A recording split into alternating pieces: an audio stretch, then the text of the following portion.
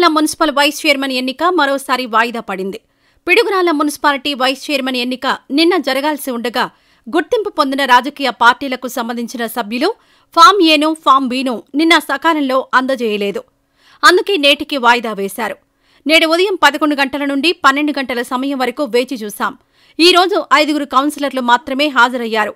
Quorum కావాలంటే 50% మంది సభ్యులు హాజరు కావాల్సి ఉంది. రెండోసారి కూడా కోరం లేకపోవడంతో స్టేట్ ఎలక్షన్ కమిటీ దృష్టికి తీసుకెళ్తాం. రాష్ట్ర ఎన్నికల సంఘం ఆదేశాల మేరకు తదుపరి ఎన్నికల డేట్ను అనౌన్స్ చేస్తామని ఈ సందర్భంగా ఆర్డీఓ మురళి తెలియజేశారు. జరపాలని చెప్పని ఆదేశాలు స్టేట్ ఎలక్షన్ కమిషన్ ఇవ్వడం జరిగింది. అంటే నిన్న జరగవలసి ఉన్నది. సభ్యులందరూ కూడా మనం రూల్ ప్రకారంగా ఇంటిమేషన్ చేశాము హాజరు కావాలని.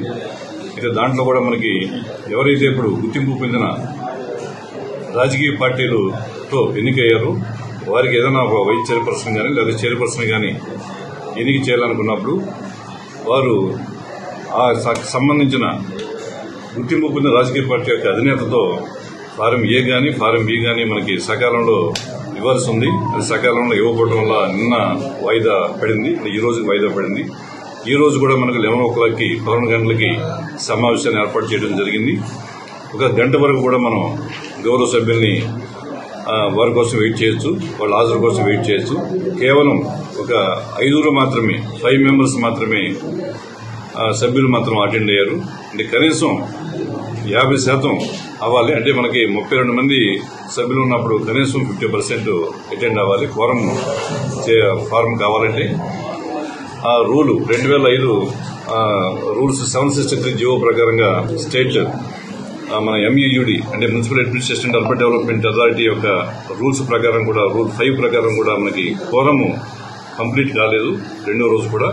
కాబట్టి నేను స్పెషల్ ఆఫీసర్గా స్టేట్ ఎలక్షన్ కమిషన్కి ఈ విధంగా రెండో రోజు కూడా మనకి వాయిదా పడిన సందర్భంగా స్టేట్ ఎలక్షన్ కమిషన్కి ఫర్దర్ డేట్ కోసం నేను రాయడం జరుగుతుందండి. కాబట్టి ఈరోజు ఎన్నికైతే జరగలేదు. మనకి పురపాలక సంఘ పిడుగురాళ్ల పురపాలక సంఘం స్టేట్ ఎలక్షన్ కమిషన్కి, కలెక్టర్ గారికి, అలాగే ఎంఈయుడి వారికి కూడా తెలియపరిచి state election commission further date ఇప్పిస్తే తర్వాత జరుగుతామండి ఎలక్షన్. లేదండి, మనకి ఎవరు కూడా మనకి లేదండి. విత్ ఇన్ టైంలోనే మనకి ఇవ్వాలి.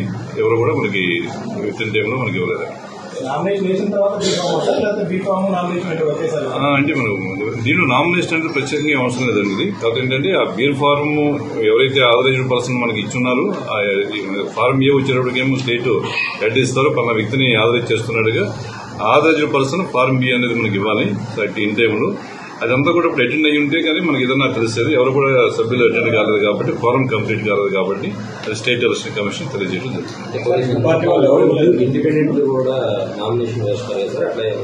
ఎవరు కూడా మనకి ఏమి లేదు దీంట్లో. మనకి ఇండిపెండెంట్ గా ఎవరు మనకి లేదండి. మనకి ఒక రికగ్నైజ్డ్ పార్టీ పరంగానే మనకి ఇండిపెండెంట్ గా